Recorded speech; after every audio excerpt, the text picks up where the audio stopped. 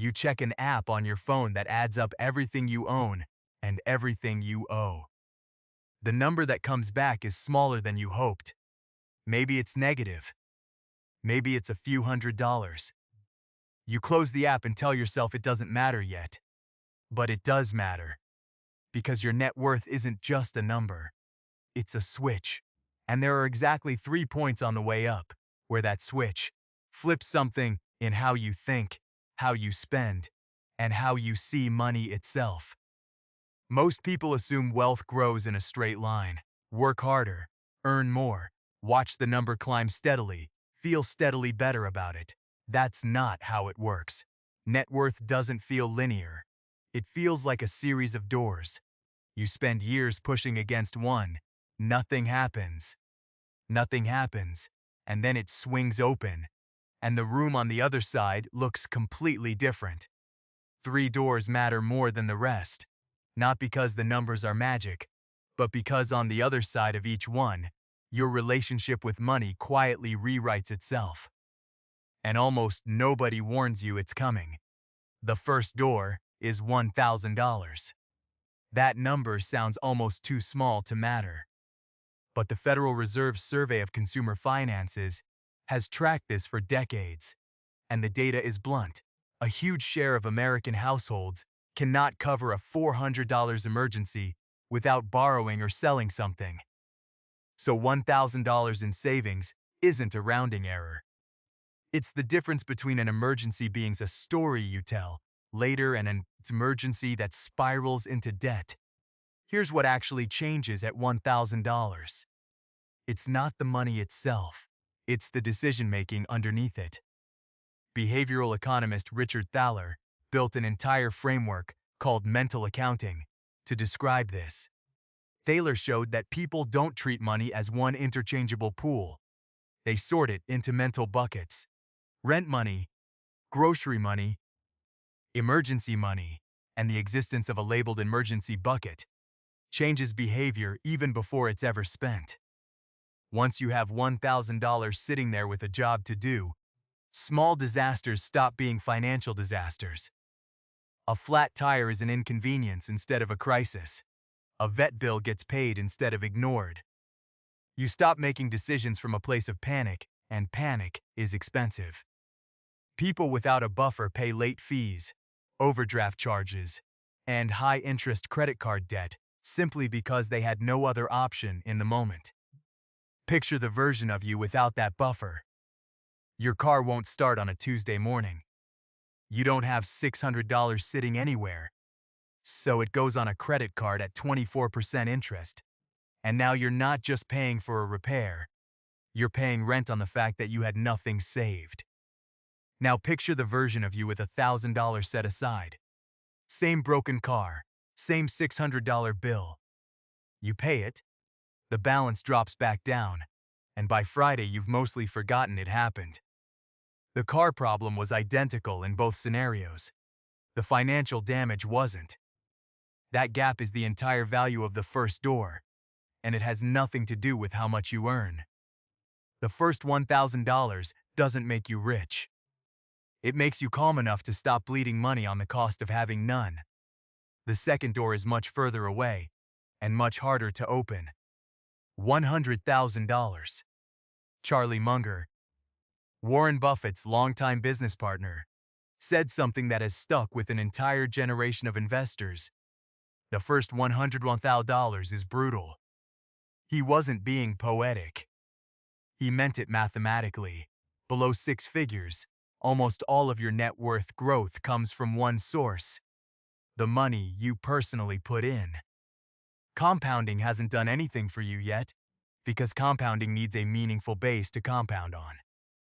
10% growth on $5,000 is $500.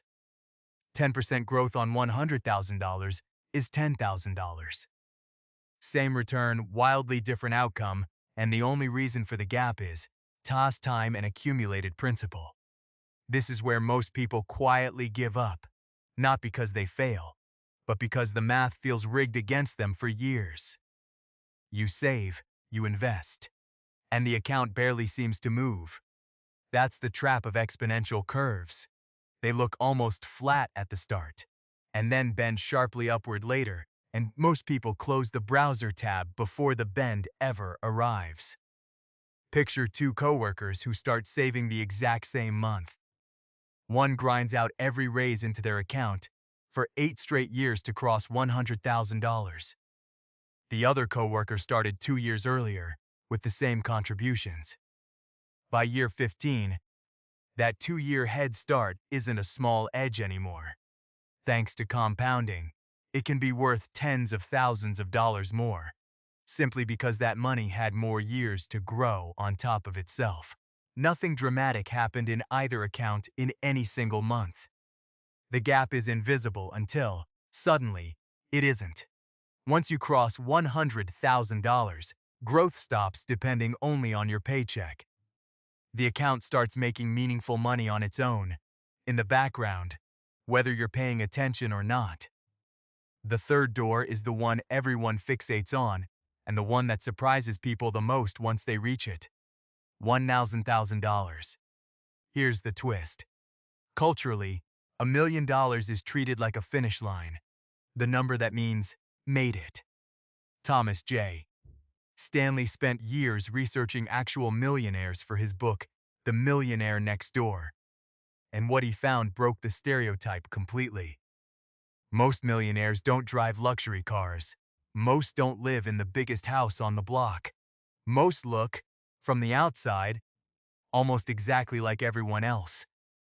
Because the behaviors that got them to $1 million were built on staying unremarkable with spending, while their net worth quietly compounded for 20 or 30 years. And this is the counterintuitive part. For most people, hitting $1 million doesn't feel like arrival. It feels like a passing marker on a longer road. The habits that got you there: saving before spending, letting investments sit untouched, avoiding lifestyle inflation. Don't switch off just because you crossed a number. If anything, the account starts growing faster than ever. Because $1 million earning even a modest return produces more raw income than most salaries. Psychologist Daniel Kahneman's research on loss aversion helps explain why the moment feels smaller than expected.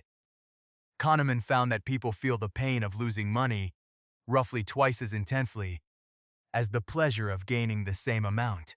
Spend 3 decades watching a balance dip during downturns and recover during good years, and the emotional residue of every drop lingers longer than the celebration of every gain. By the time the total finally clears 7 figures, most of the emotional weight has already been spent along the way. There's no fireworks moment, because the feeling was distributed across hundreds of smaller moments that came before it. The emotional anticlimax isn't a flaw in the system.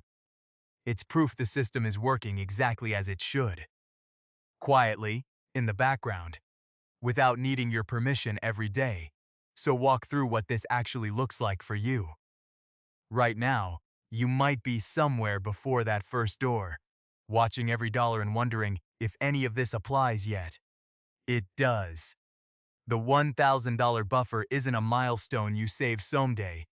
It's the fastest, cheapest insurance you will ever buy against your own bad luck. If you're already past that point and grinding through the flat part of the curve toward $100,000, the boredom you're feeling right now is not a sign you're doing it wrong. It's the exact texture of what compounding feels like before it becomes visible. And if you're approaching $1 million, the fact that it might not feel like fireworks is not disappointment. It's confirmation that the boring, repeatable habits worked exactly as designed. None of these 3 numbers care about your income. A high earner who spends everything can sit below the first door for a decade. A modest earner who treats saving like a fixed bill can walk through all 3 doors on a completely ordinary salary. The number on your account isn't measuring how much you make. It's measuring how consistently you've let money sit still, long enough to start working on its own. This is also why comparing yourself to someone else's number rarely tells you anything useful. Two people can hold the exact same net worth and be standing in completely different places. One got there by inheriting money last year. The other spent 15 years building the habits that made the number possible.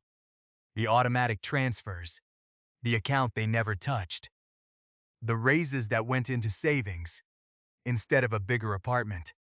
The dollar amount looks identical on a screen. What it represents is not.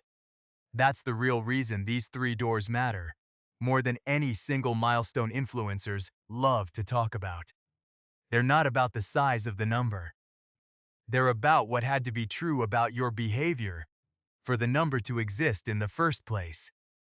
You'll check that same app again next month. The number will move a little, maybe up, maybe down. But now you know what that number is actually counting down to. Not a finish line, but a series of switches, each one changing what panic feels like, what boredom means, and what enough actually looks like once you finally get there.